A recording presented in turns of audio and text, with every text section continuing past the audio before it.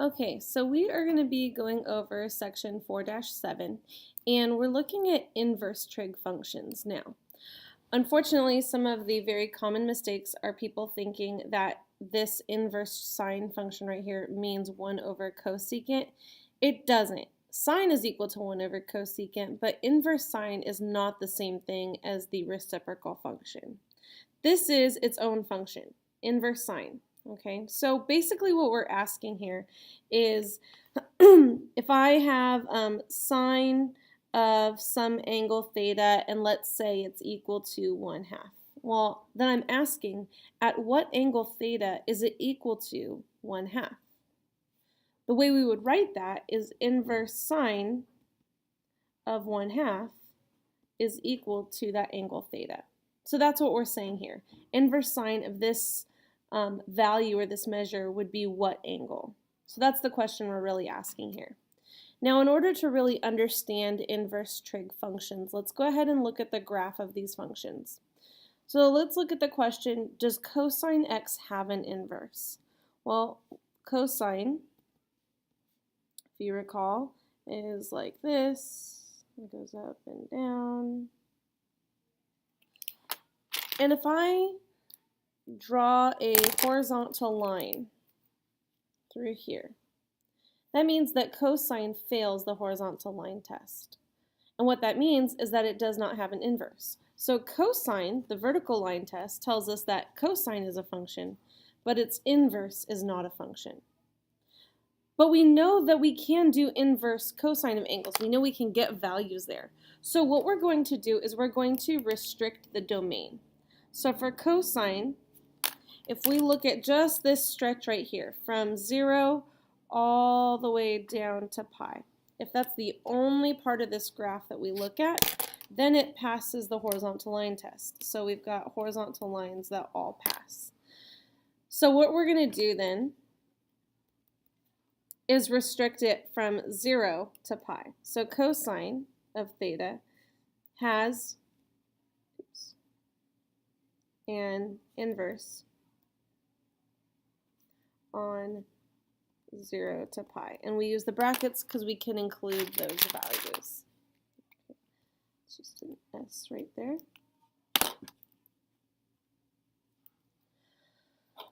So what we mean is that on a restricted domain, it passes the horizontal line test, therefore it does have an inverse. Well, we can ask the same question of sine. Okay. So let's look at the graph of sine. So it starts at 0, goes up, and then down, up, and then down. And that's the sine graph. Now, restricting it from 0 to pi isn't going to work for us because it still doesn't pass the horizontal line test. Right here, we are at pi over 2 and negative pi over 2. And what we can do is we can restrict it along this part right here. Now, a lot of times students will ask me, well, why don't we go from pi over 2 to 3 pi over 2? You could. That would work as well. But in the math world, we need to be consistent with one another. And in the math world, we've decided it's from negative pi over 2 to pi over 2.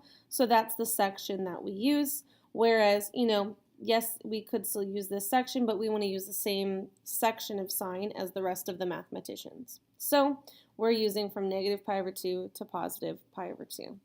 So sine theta has an inverse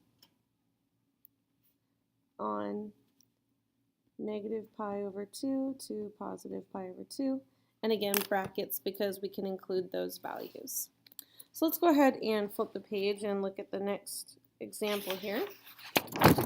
So let's look at the inverse sine function. Like we just mentioned, it goes from negative pi over 2 to positive pi over 2.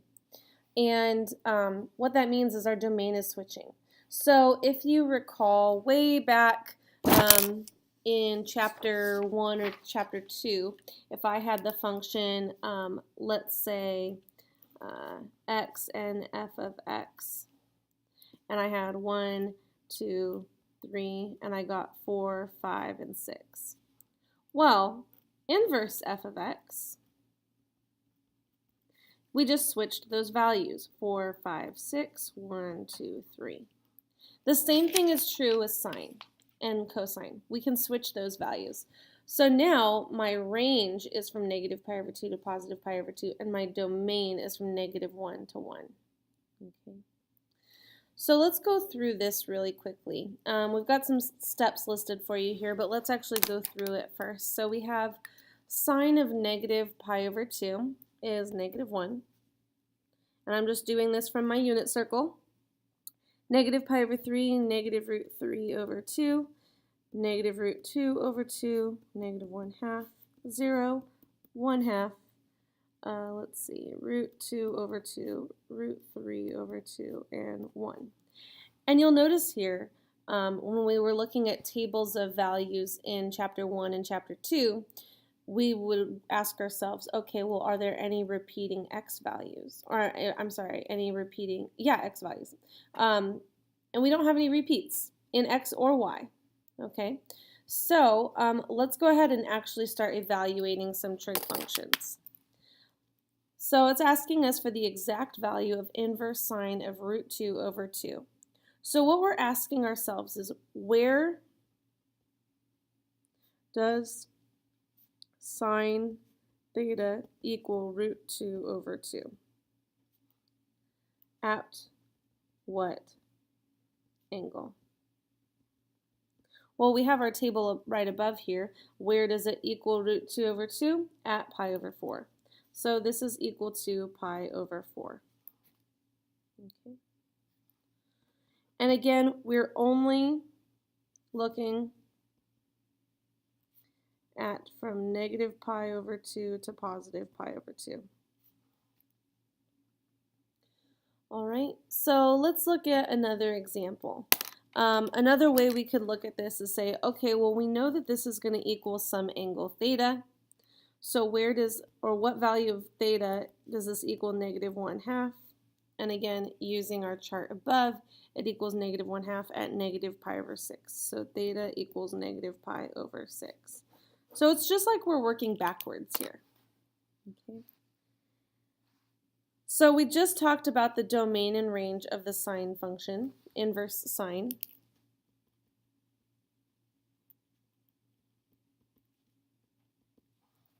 Okay, so inverse sine, its range is this, and its domain is this.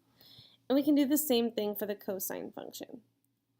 So cosine, as we've already said, goes from 0 to pi. And from 0 to pi, it starts up at 1. It goes from here to here. That's inverse cosine. And so what we can do then is we have a restricted domain from 0 to pi. Our domain then is from negative 1 to 1. And then our range is from 0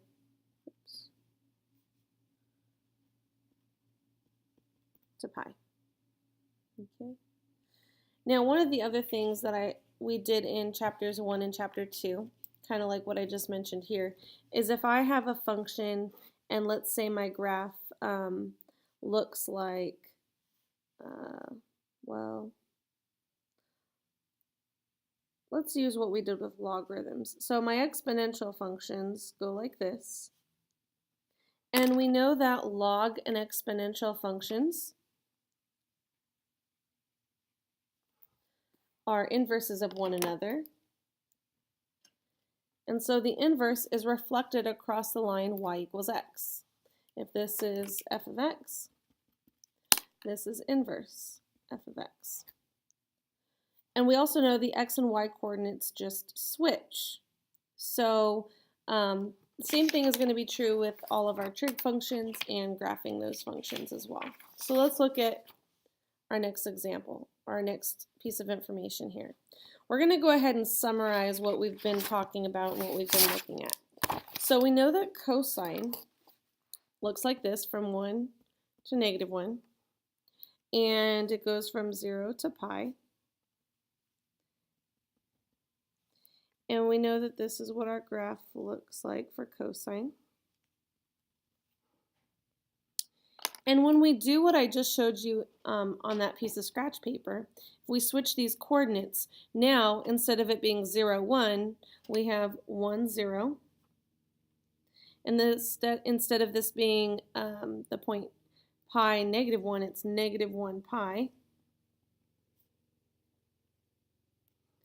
And this point right here is pi over 2, 0. So now it's 0 pi over 2. And now that's our new graph. So now our graph looks like this. It's been flipped. Okay. So our old domain, our cosine function went from 0 to x, or I'm sorry, 0 to pi. And our range went from negative 1 to 1. But now they flip, and now our domain, our x values go from negative 1 to 1. And our range goes from 0 to pi. Okay. And let's go ahead and fill out those same things we did with the sine function for cosine.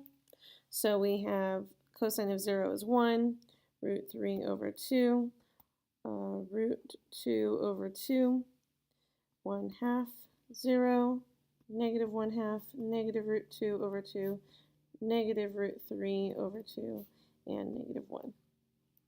So we can evaluate inverse cosine functions the same way we did the sine ones. Remember, this is going to be giving us some angle theta. The answer to an inverse trig function is going to be an angle. So what we're really asking is cosine of what angle theta is equal to negative root 3 over 2. And so we're asking ourselves, well, where does that happen? Well, that happens at 5 pi over 6. And remember, we're talking about on cosine of theta from 0 to pi. Okay. Now let's briefly look at the tangent function. Okay. And actually, you know what? We'll do this in part 2 of the video. So we'll end this one here, and then we'll talk about inverse tangent in part 2.